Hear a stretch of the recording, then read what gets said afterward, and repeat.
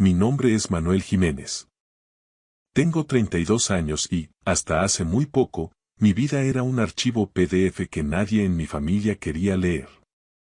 El día que mi padre decidió celebrar por todo lo alto que me echaba de su casa, no escatimó en gastos, lo organizó con el mismo entusiasmo con el que un alcalde inaugura un centro comercial en plena campaña electoral. Entré con el coche por el acceso principal de la vivienda, solo para recoger la última caja de la lavandería que me faltaba, y me quedé de piedra. Sobre el garaje habían estirado una pancarta de vinilo gigante, de esas que aguantan el sol de agosto, con letras rojas en bloque que gritaban a todo el barrio: Adiós, gorrón. No vuelvas.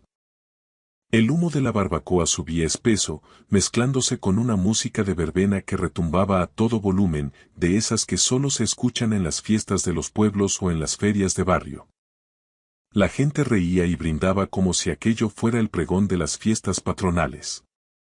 Desde el patio trasero, una voz pastosa por el alcohol gritó que un hombre de mi edad, sin un oficio de verdad, de los de mancharse las manos, debería sentir vergüenza de vivir a costa de sus padres.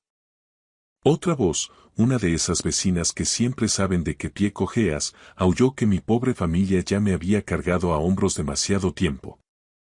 Entonces, escuché un impacto seco contra el lateral de mi coche. Un trozo de chorizo grasiento resbalando por la chapa. Ahí tienes tu última cena gratis, perdedor. Chilló alguien entre carcajadas. Incluso los niños, contagiados por el odio de los adultos, me señalaban con el dedo. Me quedé allí, petrificado, apretando las llaves del coche con tanta fuerza que sentí el metal clavándose en la palma de mi mano. Lo más aterrador no era el insulto, sino que nadie en ese jardín pensaba que estaba mintiendo. Se habían creído su propia propaganda de tanto repetirla en las cenas de Navidad. No discutí. No derramé ni una lágrima. Entré en la casa, recogí mi caja y, al salir, saqué el móvil para hacer una foto de la pancarta con todos ellos sonriendo debajo, como si posaran para un catálogo de la infamia.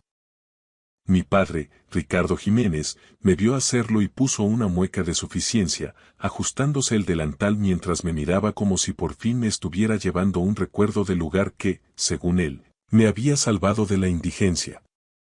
Me fui de allí en silencio, sin darles el espectáculo que buscaban.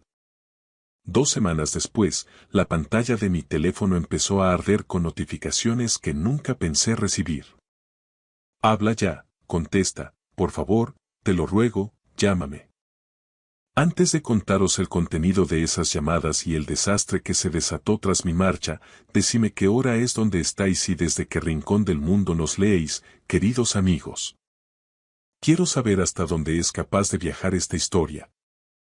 La versión que mi familia vendió a todo Madrid era sencilla, masticada y humillante, de esas que a la gente le encanta consumir porque les hace sentir moralmente superiores. Yo era el divorciado, aunque el compromiso se rompió antes de pasar por el altar, el tipo de 32 años que se pasaba el día teletrabajando con un portátil en el sofá de su padre, dejándose llevar por la corriente mientras los demás tiraban del carro. Esa narrativa funcionaba de lujo en las charlas de la parroquia, en las cañas con los vecinos y en esos hilos de Twitter, X, o forocoches donde la peña se desahoga pidiendo mano dura para que los jóvenes se hagan hombres de una vez. Pero la realidad era mucho más turbia y, sobre todo, mucho más rentable para ellos mientras se mantuviera en la sombra. Me había mudado de nuevo a casa de mi padre 3 años atrás, justo cuando su empresa de rotulación, Jiménez Rótulos e Instalaciones, empezó a hundirse. Solía ser un negocio decente en los polígonos de los alrededores de Madrid, fabricando vallas publicitarias, rótulos para naves y vinilados de furgonetas. Pero los costes de los materiales se dispararon. Los clientes grandes empezaron a pagar tarde y un proyecto importante se quedó bloqueado en la sede electrónica por problemas de licencias municipales que nadie sabía gestionar. De puertas afuera parecían sólidos, pero sobrevivían a base de parches y faroles. Mi padre reaccionó como siempre, gritando. Culpaba a la economía, a las normativas, a los jóvenes y, finalmente, a mí. jamás a su propia gestión. Lo que nunca mencionaba en sus barbacoas era que yo era la única razón por la que su empresa no había echado el cierre 2 años antes. En mi casa solo se respeta el trabajo que viene con botas de seguridad y uniforme. Si no terminas físicamente agotado, no has trabajado. Yo, en cambio, operaba de forma invisible como consultor autónomo y coordinador de licitaciones. Ayudaba a pequeñas subcontratas a organizar sus propuestas para concursos públicos, redactando pliegos y vigilando que la documentación no se cayera a trozos antes de ganar los contratos. Me pagaban bien porque nadie quiere fregar los platos del papeleo administrativo, y yo se me daba bien ver el desastre antes de que ocurriera. Eso me hacía valioso para las empresas de fuera, pero me convertía en un fantasma invisible para mi propia familia. Al principio, ayudar a mi padre era algo temporal, una parada técnica en el camino. Esa fue la mentira que me conté a mí mismo cada noche durante meses, porque la verdad era un trago demasiado amargo. Estaba rescatando un barco que mi propio capitán se empeñaba en hundir. El primer mes, solo reorganicé algunas facturas que acumulaban polvo en la oficina del taller. El segundo, tuve que pelearme con la administración para arreglar una renovación de licencia olvidada que le habría costado una sanción municipal de 5 cifras. Luego, la caja de Pandora se abrió del todo. Noté que no estaba liquidando el IVA correctamente, acumulando recargos que se comían el poco beneficio que quedaba. Después, encontré contratos de alquiler de maquinaria configurados para renovarse automáticamente a precios absurdos, simplemente porque nadie se había molestado en leer la letra pequeña. Me di cuenta de que la mitad de sus cuentas pendientes eran pura fantasía. No hacía el seguimiento adecuado y su antiguo contable se había marchado a la francesa, sin dejar nada en limpio en la gestoría. Cada vez que yo arreglaba un agujero, aparecían 2 problemas más debajo, como la humedad que pudre el pladur en silencio. A pesar de esto, mi padre jamás me presentó ante nadie como el hombre que mantenía vivo su negocio. En las comidas familiares o frente a los clientes, su frase de cabecera era: "Mi hijo Manuel está viendo qué hacer con su vida ahora mismo, está de paso". Cuando los clientes llamaban en mitad de la cena y yo salvaba un contrato del desastre negociando plazos imposibles, él actuaba como si yo hubiera hecho algo gracioso por accidente. Cuando conseguía planes de pago con los proveedores para que no bloquearan la cuenta de la empresa, les decía a los parientes que yo solo me dedicaba a contestar 4 correos. Hubo un viernes negro en el que tuve que cubrir un desfase crítico en las nóminas porque él prefería morir antes que admitir ante sus instaladores que no tenía liquidez para pagarles. Lo llamó un préstamo, y luego se rió con suficiencia diciendo: "En la familia no se llevan las cuentas". Esa frase importa. Recordadla bien, amigos. Porque las familias como la mía solo dicen eso cuando son ellos los que se benefician de que nadie lleve la contabilidad. Pagué mucho más que la compra del supermercado. Cubrí suscripciones de software de diseño, recibos de luz atrasados del taller que estaban a punto de corte, las tasas de los seguros de las furgonetas y envíos urgentes de materiales que él olvidaba pedir a tiempo. Nunca lo pagaba todo de golpe, por eso mi sacrificio permanecía oculto, diluido en goteos constantes de mi propia cuenta de autónomo. Yo pagaba la diferencia, el déficit, la grasa necesaria para que la máquina no chirriara tanto como para que los de fuera la oyeran romperse. Mi padre odiaba que yo teletrabajara. Para él, la visibilidad era la única medida de la moralidad y el esfuerzo. Si no veía sudor en mi frente o grasa en mis manos, el trabajo simplemente no contaba. Pasaba por la cocina, me veía con los cascos puestos y soltaba: "Qué bien viven algunos", mientras yo estaba en una llamada de tensión máxima intentando evitar la cancelación de un contrato de 11.000 euros. Hacía bromas pesadas sobre mi afición al ordenador y, una hora después, venía a pedirme que le redactara una respuesta a un proveedor porque usaban palabras demasiado técnicas y temía que el cliente estuviera cabreado. Trataba mi competencia como un electrodoméstico.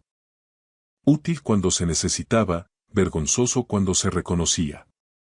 El resto de la familia, siempre impecable y de apariencia respetable, seguía su ejemplo. En casas como la nuestra, el desprecio cae en cascada desde quien tiene la voz más alta. Mi hermana menor, Lucía, siempre perfecta y preocupada por su imagen, aprendió pronto que burlarse de mí era la forma más rápida de ganarse la aprobación de mi padre. Mi tío Diego se había acoplado a la empresa tras fracasar en sus propios proyectos, dando tumbos entre borracheras de fin de semana que a veces salpicaban los lunes laborables. Mi abuela Lola envolvía cada puñalada en pasajes bíblicos y una falsa preocupación por mi alma. Nadie tenía que coordinarse para humillarme, ese es el genio de un sistema familiar tóxico. Una vez que la jerarquía está clara, todos saben cómo actuar sin necesidad de ensayar. Lo que cambió no fue su opinión sobre mí, sino su ambición. Mi padre empezó a hablar de vender la casa para mudarse a algo más pequeño y disfrutar de su jubilación. Fue entonces cuando comprendí que él realmente se creía su propio mito. Pensaba que él me había mantenido a mí durante estos 3 años. Estaba convencido de que el techo sobre mi cabeza era una prueba de su infinita generosidad. Como yo nunca le envié una factura por mis servicios ni por el dinero inyectado, él decidió que aquello no contaba. Realmente creía que, si yo me marchaba, lo único que perdería sería la molestia de ver a un gorrón ocupando su cocina. Entonces, un viernes por la noche, el aire fresco del jardín trajo consigo una sentencia que no esperaba, pero que necesitaba oír. Escuché a mi padre, entre risotadas y el sonido de los hielos en el vaso, diciéndole a mi tío Diego y a un vecino que estaba pensando en darme un plazo de 90 días para largarme de una vez. Decía que, tal vez, obligarme a tocar fondo por fin haría de mí un hombre de provecho. Se rieron con ganas. Mi hermana Lucía, siempre tan pendiente de quedar bien, también se unió a la burla. Esa fue la primera vez que el dolor dejó paso a una frialdad absoluta.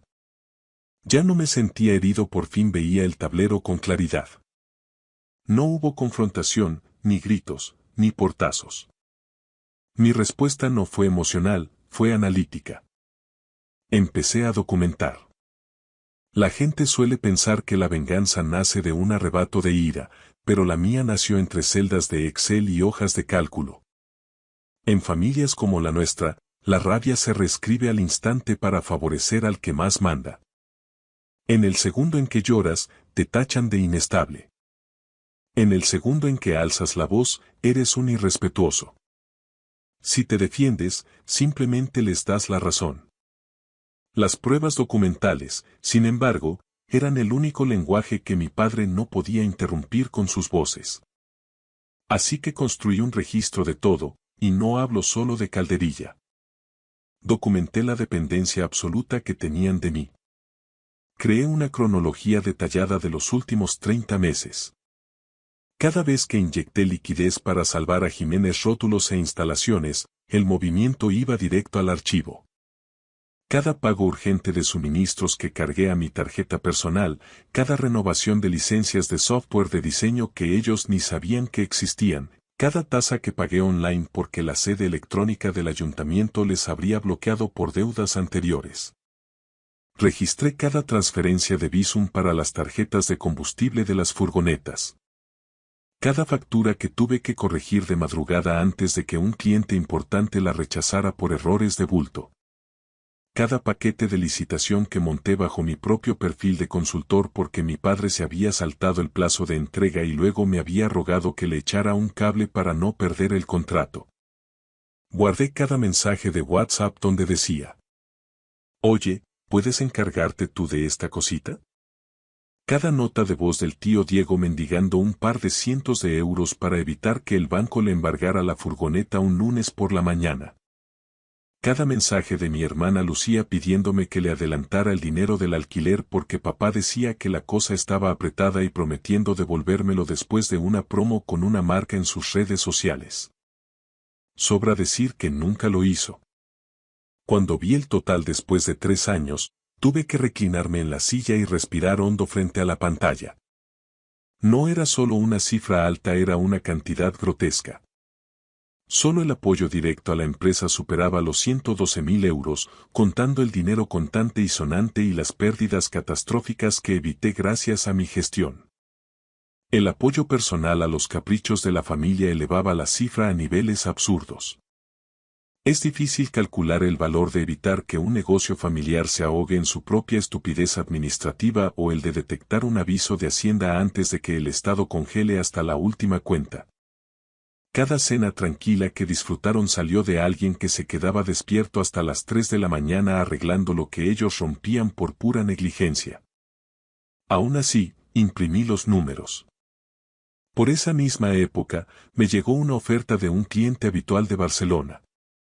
No era un puesto fijo tradicional, pero era un contrato de larga duración con la estabilidad suficiente para mudarme, alquilar mi propio espacio y dejar de construir mi futuro rodeado de personas que solo me querían cuando era útil y, sobre todo, invisible. Firmé el contrato y di la señal para un apartamento de un dormitorio en las afueras, un sitio modesto pero mío. No se lo dije a nadie. Alquilé un guardamuebles cerca de la autovía y empecé a sacar mis pertenencias por lotes, de forma tan gradual que nadie en casa se percató del vacío. Ropa de invierno una semana, libros la siguiente. El equipo de cocina que yo mismo había pagado. Incluso el monitor profesional de alta gama que mi padre probablemente pensaba que había aparecido por arte de magia en mi escritorio. Quizá parezca algo calculado y frío, lo era. Cuando creces en un entorno donde cada límite personal se convierte en un debate agotador, el secreto deja de ser deshonestidad para convertirse en oxígeno puro. Mi padre se me adelantó con su discurso formal de desalojo por apenas 6 días. Me acorraló en la cocina un martes por la mañana, mientras yo revisaba unos documentos de cumplimiento de proveedores. Me dijo que me quería fuera para finales de mes. Usó ese tono engolado de quien espera un aplauso por su propia crueldad. Dijo que lo hacía por mi bien, porque me quería lo suficiente como para dejar de consentirme. Aseguró que ningún hombre respetable respetaría jamás a un tipo que se apoya en su padre a los 32 años. Dijo que le daba vergüenza que los clientes pasaran por la calle y vieran mi coche aparcado allí durante el día. Sentenció que necesitaba un trabajo de verdad, mi propio sitio y un buen choque de realidad. Le miré a los ojos y le hice una sola pregunta. ¿Quieres que me vaya sin más, o quieres tener público cuando lo haga? Él sonrió con esa superioridad que le caracteriza y respondió que, pensándolo bien, quizá ambas cosas serían lo ideal para darme una lección definitiva. Ese habría sido el momento ideal para soltarlo todo, para lanzarle las cifras a la cara y ver cómo se le desencajaba la mandíbula. Habría sido gloriosamente satisfactorio durante unos 10 segundos, pero he pasado años estudiando el mecanismo que mueve a mi padre. Ricardo Jiménez es un superviviente profesional de la realidad. Puede esquivar cualquier hecho si lo escucha en privado. Lo habría reformulado todo, me habría llamado dramático o resentido y, para el almuerzo del domingo, su versión oficial sería que el inestable Manuel intentó chantajearlo después de que él, con todo su amor paternal, lo animara a valerse por sí mismo. No. Si la verdad iba a calar de verdad, necesitaba testigos. O mejor aún, consecuencias tangibles. Me dio de plazo hasta el sábado para despejar mi habitación. Asentí con la cabeza, fingiendo la sumisión de un hombre demasiado avergonzado para discutir. Lo que hice en realidad fue terminar de trasladar todo lo valioso al guardamuebles para el jueves por la noche. El viernes, mientras la casa dormía, ejecuté el apagón. Cancelé los últimos pagos automáticos de respaldo que había vinculado silenciosamente a los suministros de la empresa y a las cuentas de servicios básicos. Eliminé mi tarjeta de crédito profesional del portal de proveedores y envié una notificación formal a la central de suministros advirtiendo que, a partir de ese momento, cualquier pedido de emergencia requeriría la aprobación manual y el pago inmediato de la dirección. También hice algo pequeño pero letal. Envié 2 borradores de facturas vencidas a clientes importantes desde el correo de la empresa, tal y como mi padre me había pedido días antes. Pero esta vez no suavicé el lenguaje, no corregí las faltas de ortografía ni le hice parecer un empresario competente. Simplemente reenvié lo que él me había dictado palabra por palabra, con toda su soberbia y sus formas toscas. Es increíble lo rápido que se evapora el respeto de un cliente cuando tiene que escuchar al dueño de la empresa sin un traductor que le limpie la imagen. El sábado por la tarde volvía por la última caja y me encontré con la barbacoa del infierno. Más tarde, los amigos me preguntarían si la pancarta me había sorprendido. Sinceramente, no. Aquel vinilo gigante era solo honestidad con ojales metálicos. Decía la verdad sobre cómo habían hablado de mí durante años a mis espaldas. Adiós, gorrón. No vuelvas. Aquello no era una crueldad inventada para una fiesta de tarde, era la declaración de principios de la familia Jiménez, finalmente impresa en gran formato para que todos los vecinos del barrio pudieran leerla desde sus ventanas. El borracho que gritaba en el patio era mi tío Diego, sudando a través de una camisa de pesca impecable pero mal ajustada, agitando una botella de cerveza como si estuviera dando un sermón desde un púlpito. Mi hermana Lucía estaba cerca de la parrilla, con sus pantalones cortos de marca y el maquillaje completo, grabando ya fragmentos de la fiesta para sus historias de Instagram. La humillación ajena siempre es más divertida cuando puedes editarla con una canción de tendencia y un filtro de luz cálida. Mi abuela Lola observaba desde su silla bajo la sombrilla, con esa expresión de desdén que reserva para cuando se practica la maldad en nombre de la rectitud moral. Mi padre llevaba un delantal que decía jefe de la parrilla, como si el universo le hubiera validado personalmente. Me vio pararme en la entrada y extendió los brazos, teatral, como si me estuviera dando la bienvenida a mi propio funeral. Mirad quién viene por fin a reclamar su basura, anunció en voz alta. Las vecinas, esas que siempre van impecables a misa y a las reuniones de la comunidad, se rieron. Ese tipo de crueldad se siente mucho más segura cuando viene envuelta en luz solar, urbanizaciones de clase media y guarniciones de ensaladilla rusa. Pasé junto a todos ellos directo a la lavandería. Allí, mi última caja tenía una nota escrita con rotulador negro que decía: Kit de inicio. Dentro habían dejado toallitas para la secadora, unos fideos instantáneos de marca blanca, un rollo de bolsas de basura a medio usar y una lista impresa de complejos de apartamentos baratos en las afueras. Era como si estuvieran haciendo caridad con un animal callejero al que acabaran de atrapar bajo el porche. Estuve a punto de reaccionar, no por dolor, sino porque la puesta en escena era estúpidamente teatral. Cuando volví a salir con la caja, el tío Diego ya estaba gritando sobre cómo mi pobre madre se avergonzaría si pudiera ver en qué me había convertido. Mi madre llevaba muerta 9 años, él sabía exactamente dónde clavar el puñal para que sangrara más. Fue entonces cuando Lucía lanzó aquel trozo de chorizo y todos aullaron de risa. Mi padre no movió un dedo para detenerlo. Ese silencio suyo importó más que todos los insultos anteriores. El liderazgo en una familia tóxica es, a menudo, solo la estructura de permisos que el jefe otorga para que los demás sean crueles. Metí la caja en el maletero, levanté el teléfono y saqué la foto de la pancarta con ellos debajo. Mi padre me gritó desde la parrilla: ¿Qué haces? ¿Recogiendo pruebas para tu psicólogo? Lo miré directamente a los ojos, con una calma que pareció inquietarlo, y dije mis únicas palabras del día. No, papá. Esto es para luego. Y me largué de allí. El silencio es algo aterrador cuando la gente está acostumbrada a que tu trabajo, tu perdón y tu disponibilidad lleguen siempre que ellos chasquean los dedos. Los primeros 3 días después de mi marcha, el silencio fue absoluto. Nadie llamó porque, en su mundo, ellos habían ganado la batalla. Así es como funciona la prepotencia. Confunde la ausencia con la rendición, justo hasta que los engranajes de la máquina empiezan a chirriar por falta de aceite. La primera grieta seria apareció el lunes por la tarde, justo cuando terminaba de instalar mi escritorio en el nuevo apartamento.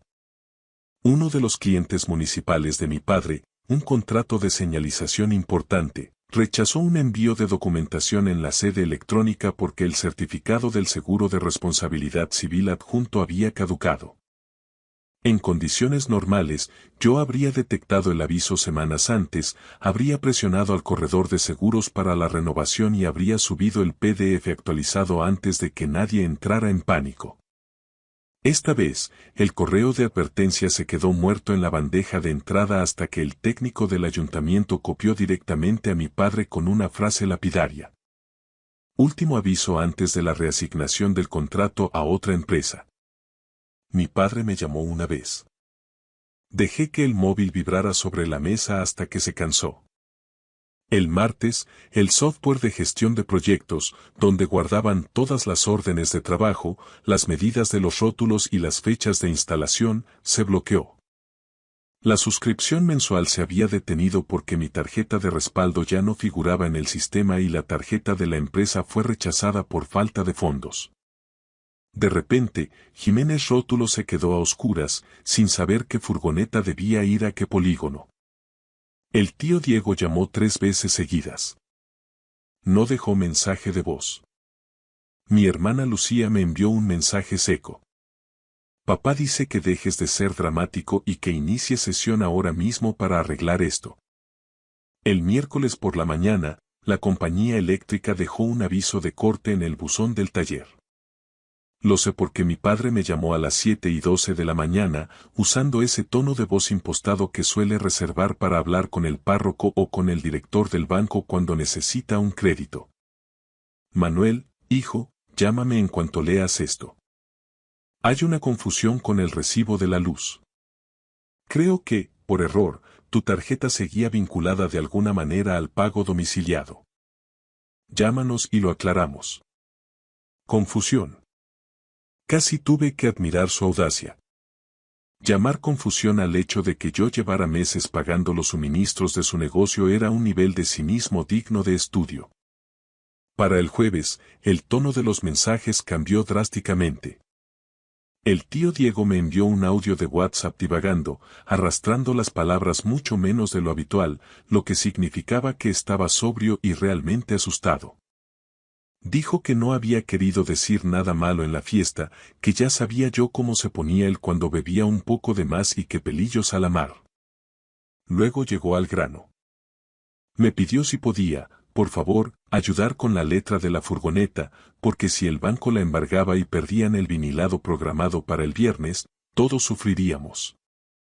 Todos. Esa es la palabra mágica que tanto aman los sistemas familiares tóxicos después de haber aislado y humillado a un objetivo. De repente, ya no soy el gorrón de repente, somos todos. Seguí sin responder. El viernes fue cuando la burbuja estalló del todo. Lucía llamó llorando, lo que me confirmó al instante que el problema había pasado de ser un inconveniente comercial a una incomodidad personal. Mi hermana nunca lloraba por principios, lloraba por interrupción de su estilo de vida. Dijo que papá estaba de un humor insoportable, que el tío Diego culpaba a todo el mundo y que la abuela Lola andaba diciendo que Dios estaba castigando la casa por el orgullo de los hombres. Dijo que necesitaba que le enviara 600 euros por Bizum porque el centro de estética donde trabajaba le había recortado las horas, no llegaba para pagar su alquiler y papá le había prometido ayudarla. Pero, al parecer, había algún problema con las nóminas en la empresa, ella estaba muy estresada y me pidió, por favor, que no hiciera de esto un mundo. Esa frase. No hagas de esto un mundo. Me había perseguido durante años como una maldición gitana. No hagas un mundo cuando Diego se mofaba de mi trabajo. No hagas un mundo cuando papá usaba mi habitación como trastero porque debía estar agradecido por tener un techo. No hagas un mundo cuando Lucía pedía dinero y se olvidaba de devolverlo. No hagas un mundo cuando la abuela me comparaba con hombres que siempre iban hechos un pincel, con sus empresas y sus cochazos. Mi dolor siempre era un mundo. Su comportamiento errático era simplemente el clima. Así que le hice una sola pregunta a Lucía. ¿Sabes exactamente por qué papá no puede ayudarte esta vez? Se quedó callada, con ese silencio molesto de hermana pequeña que quiere la solución sin pasar por la vergüenza de entender el problema. No, respondió al fin. Solo repite que el flujo de caja está raro. El flujo de caja está raro, repetí yo. Y me eché a reír. Esa noche volvió a escribirme, esta vez furiosa. Me acusó de estar castigando a la familia solo porque me habían herido los sentimientos. Dijo textualmente. Papá tenía todo el derecho de echarte si no estabas contribuyendo nada a la casa. Añadió que los adultos normales pagan su alquiler y no se quejan. En lugar de discutir, le envié una captura de pantalla. No el archivo completo, solo un recorte de mi hoja de cálculo que mostraba 3 meses de gastos directos. Su nombre asociado a varios pagos, el nombre de la empresa de mi padre y la cuenta de suministros del taller. Debajo, solo escribí. Ya que tanto te interesa el tema de la contribución. No respondió durante 2 horas. Luego, envió un mensaje corto. ¿Qué es esto? Le respondí. Solo una muestra gratis. Mañana os envío el catálogo completo.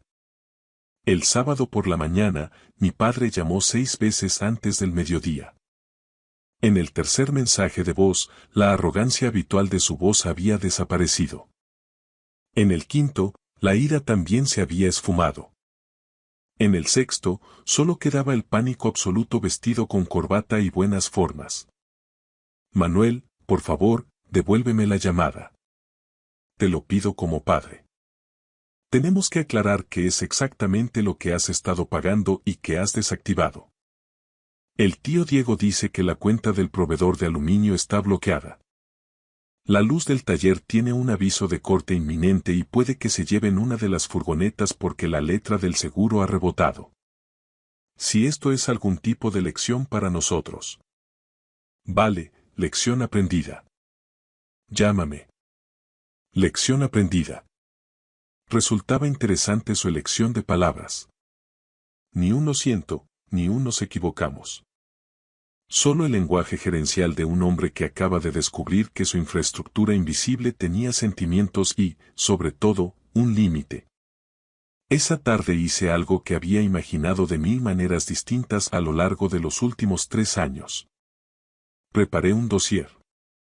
Nada dramático, nada que pareciera un ataque de despecho. Quería algo limpio, profesional, incontestable. 31 páginas con su portada, su cronología detallada, importes con céntimos, capturas de pantalla de las transferencias, referencias de pago y notas sobre mis intervenciones de emergencia en la sede electrónica. Creé secciones separadas para los gastos directos de la empresa, el apoyo al mantenimiento del hogar, las transferencias por Bizum a familiares y una valoración conservadora de mi trabajo administrativo no pagado. Al final, incluí la foto. La pancarta de la fiesta estirada sobre el garaje con toda mi familia brindando debajo. Imprimí 2 copias en papel de alto gramaje, una para mí y otra para quien necesitara enfrentarse a la verdad. No planeaba enviarla todavía, pero la vida tiene un sentido de la oportunidad muy especial cuando la gente está cavando su propia fosa. Ese domingo, después de la misa de 12, mi abuela Lola me dejó un mensaje de voz tan cargado de falso misticismo que casi podía olerse el incienso.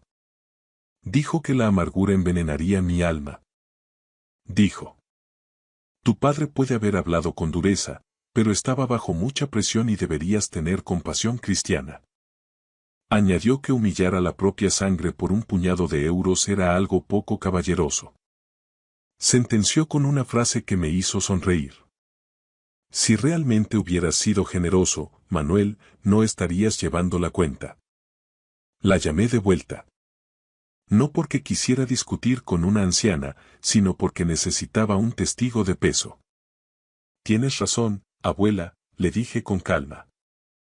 La generosidad no lleva la cuenta. Pero la contabilidad y la supervivencia, sí. Escuché cómo inhalaba profundamente al otro lado de la línea, escandalizada. Abuela, continué, si te envío las pruebas de que papá y el tío Diego me han estado usando como un banco personal para mantener a flote un negocio quebrado mientras me llamaban gorrón delante de todo el barrio. ¿Dirás la verdad por una vez, o también llamarás a eso falta de honor? No respondió. Su silencio fue la respuesta más honesta que me había dado en años. Una hora más tarde, mi padre envió un mensaje de apenas 3 palabras. Habla ahora, por favor. Respondí con una sola línea. Mañana, mediodía, lugar público. Él contraatacó al instante. En casa. Me quedé mirando la pantalla y sentí como algo terminaba de encajar en mi interior. No, escribí de vuelta. Querías público cuando me echaron. Ahora tendrás público cuando preguntes por qué la luz no se enciende.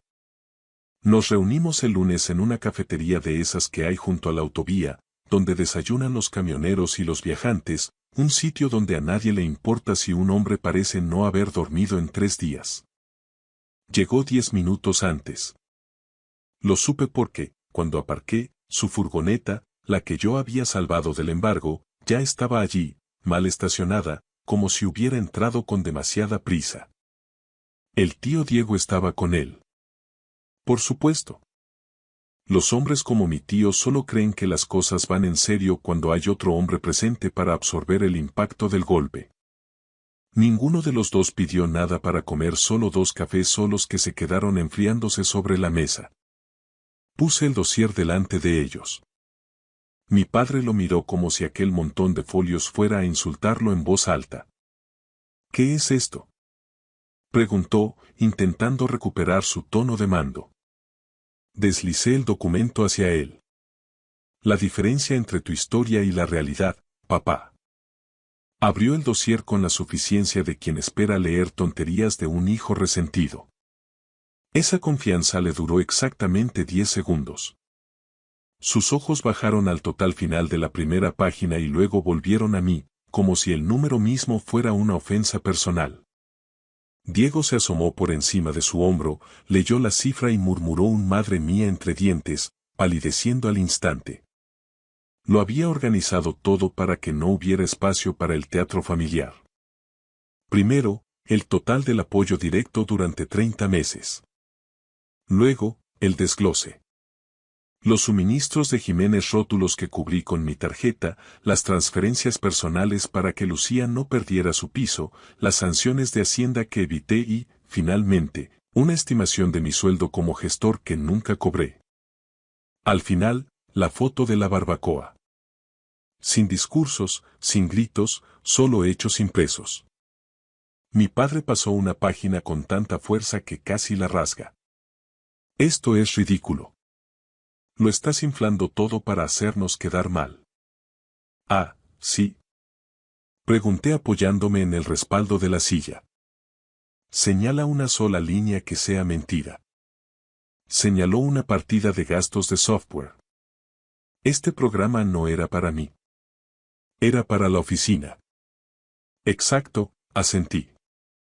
Tu oficina. Tu empresa. Tu beneficio. Pasó otra página, nervioso. Estos pagos de gasolina eran temporales, un favor puntual. 3 meses seguidos, le corregí. Y los 3 fueron después de que me aseguraras que las nóminas de los instaladores estaban controladas.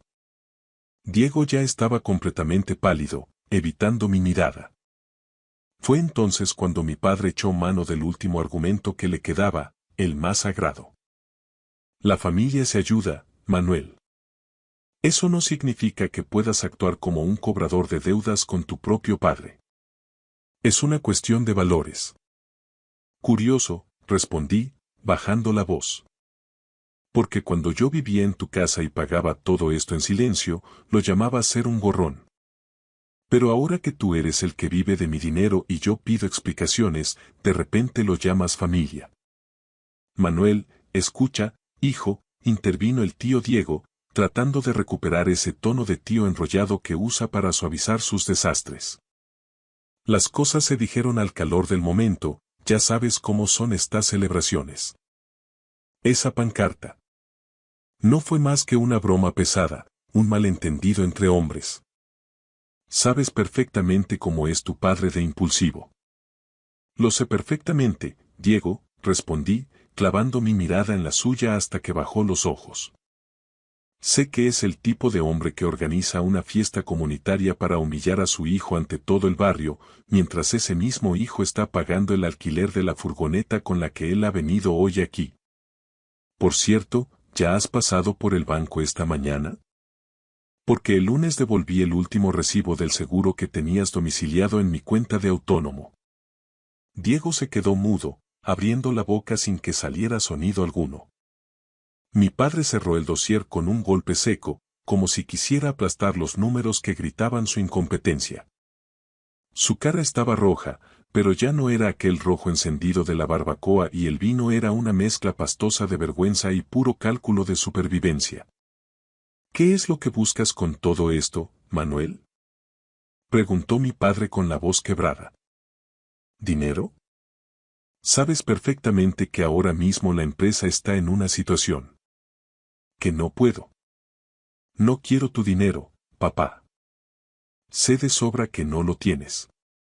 Nunca lo has tenido realmente, solo has tenido mi sueldo camuflado en tus balances para que no saltaran las alarmas de los bancos. Lo que quiero es que leas la última página del dossier. La última. Pasó la hoja con dedos temblorosos. Era la foto de la fiesta, la que saqué antes de irme, pero con una anotación técnica detallada debajo. En ella desglosaba el coste real de cada elemento de aquella celebración. La carne de la carnicería del polígono, las cajas de cerveza, hasta el coste de impresión de la propia pancarta de vinilo. Todo cargado a la cuenta de gastos que yo alimentaba con el préstamo de emergencia que nunca se dignó a devolverme. Se habían comido mi dinero mientras brindaban por mi marcha. He enviado una copia digital de este documento a la gestoría y al nuevo contable que estás intentando contratar, dije con una calma que me sorprendió a mí mismo.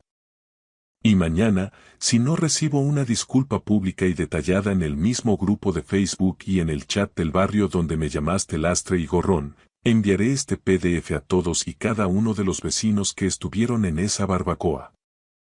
Quiero que sepan exactamente quién pagó los filetes que se comieron mientras me insultaban por no tener un oficio de verdad. Mi padre guardó un silencio sepulcral. Por primera vez en mis 32 años de vida, lo vi pequeño. La jerarquía se había invertido por completo en aquella mesa de cafetería barata. El dueño del cortijo acababa de darse cuenta de que el tejado que creía haber construido con su sudor siempre había sido sostenido por los hombros del hijo al que despreciaba por trabajar sentado frente a una pantalla. No puedes hacernos esto, Manuel, susurró, casi sin aire. Somos tu familia. Somos los tuyos. La familia de verdad no necesita que uno de sus miembros se sienta pequeño para que los demás parezcan grandes.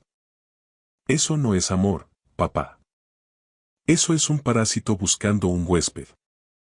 Me levanté sin hacer ruido, dejé el dossier original sobre la mesa como quien deja una sentencia firme y salí de la cafetería hacia la luz del mediodía. No miré atrás ni una sola vez. 2 semanas después, el negocio de Jiménez Rótulos e Instalaciones entró oficialmente en concurso de acreedores. Sin mi gestión invisible, sin mis adelantos de efectivo y, sobre todo, sin mi capacidad para anticipar los desastres administrativos antes de que llegaran las multas, la realidad los golpeó como un muro de hormigón a 100 kilómetros por hora. Mi padre intentó llamarme una última vez, con la voz rota, para pedirme que volviera a casa a salvar lo nuestro, como si todavía existiera un nosotros. No contesté. A veces, la mejor forma de ayudar a alguien a hacerse un hombre, como él decía, es dejar que sea él quien pague sus propias facturas. Queridos amigos, así termina la historia del gorrón que resultó ser el cimiento de la casa. Gracias por acompañarme en este viaje desde cada rincón del mundo. La contabilidad, por fin, está cerrada. Gracias por escuchar la historia hasta el final. Dale like y deja un comentario. Suscríbete al canal y activa la campana para no perderte la próxima historia. Les deseo todo lo mejor.